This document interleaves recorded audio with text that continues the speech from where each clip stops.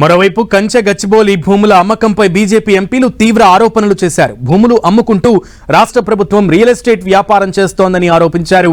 ఢిల్లీకి కప్పం కట్టేందుకు భూములు తెగనమ్ముతున్నారని విమర్శించారు.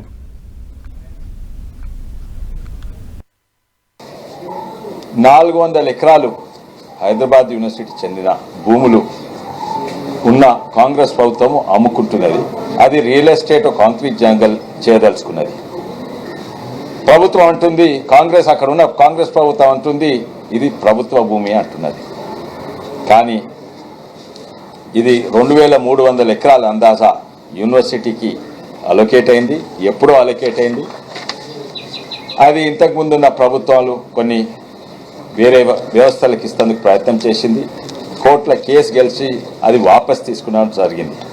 వాపస్ తీసుకుంటే అది తెలంగాణ ప్రభుత్వం ఎవరే ఉండని, టీఆర్ఎస్ ఉండని, కాంగ్రెస్ ఉండని వాపస్ వచ్చింది వాళ్ళ చేతులకు. కానీ వాపస్ వచ్చింది మళ్ళీ రియల్ ఎస్టేట్ చేస్తేందుక. వాపస్ తీసుకున్నది ఎందుకు? తీసుకున్నది ఆ ఎడ్యుకేషన్ సంస్థ, ఓ యూనివర్సిటీ, ఓ ఎడ్యుకేషనల్ హబ్ తయారైతేందుకు తీసుకున్నది. కానీ ఆర్థిక పరిస్థితి వల్లనో ఏ కారణం వల్లనో కానీ దాన్ని ఒక రియల్ ఎస్టేట్ కాంక్రీట్ జంగల్గా తయారు చేసేందుకు వాళ్ళు సిద్ధంగా అవుతున్నారు. ఈయన జేసీబీలు, రేవంత్ జేసీబీలు ఓల్డ్ సిటీలో నడవవు. ఈ హైదరాబాద్ సెంట్రల్ యూనివర్సిటీ పిల్లల మీద నడవడానికి సిద్ధంగా ఉన్నాయి. ఈయనకి అడ్మినిస్ట్రేషన్ సున్నా, ఈయనకి నాలెడ్జ్ సున్నా. ఈయన రియల్ ఎస్టేట్ తప్ప ఏది కూడా చాతగా ఈయనతోటి.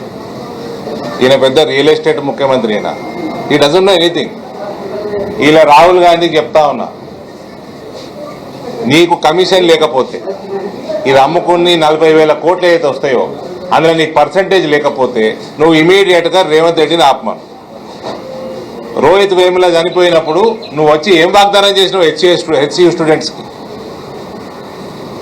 ఏం వాగ్దానం చేసినావు? ఇవాళ నీ కమిషన్ల కోసం, నీ పర్సంటేజ్ల కోసం రేవంత్ రెడ్డి ఏ ప్యాకేజీకి అయితే ముఖ్యమంత్రి పదవి ఇచ్చినావో దాని పైసల కోసం రియల్ ఎస్టేట్ వ్యాపారంలో భాగస్వామ్యమే రాహుల్ గాంధీ. రాష్ట్ర ప్రభుత్వం పూర్తిగా బరిదెగించింది. ఇటు హైదరాబాద్ ఉన్నటువంటి భూములని అమ్ముకోవడం, రాష్ట్ర వ్యాప్తంగా ఉన్నటువంటి భూముల్ని అమ్ముకొని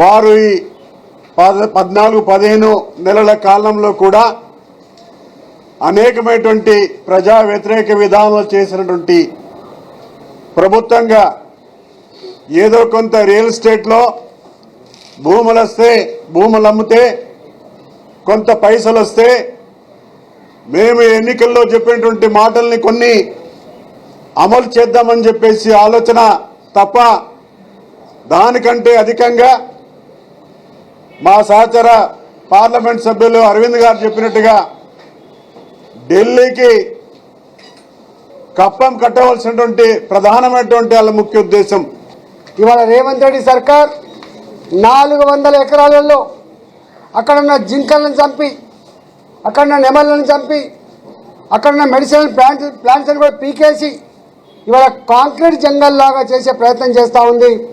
హైదరాబాద్ విశ్వవిద్యాలయం కూడా గొప్పతనాన్ని రాబోయే కాలంలో ఇంకా కొన్ని వేల మందికి జ్ఞానం అందించేటువంటి విశ్వవిద్యాలయంగా ఎదగకూడదని, అది ప్రపంచ స్థాయి విశ్వవిద్యాలయంగా చేసే ఆస్కారం ఉండకూడదని చెప్పి ఏ కుట్ర అయితే చేస్తుందో దీన్ని తీవ్రంగా భారతీయ జనతా పార్టీ అడ్డుకుంటుంది.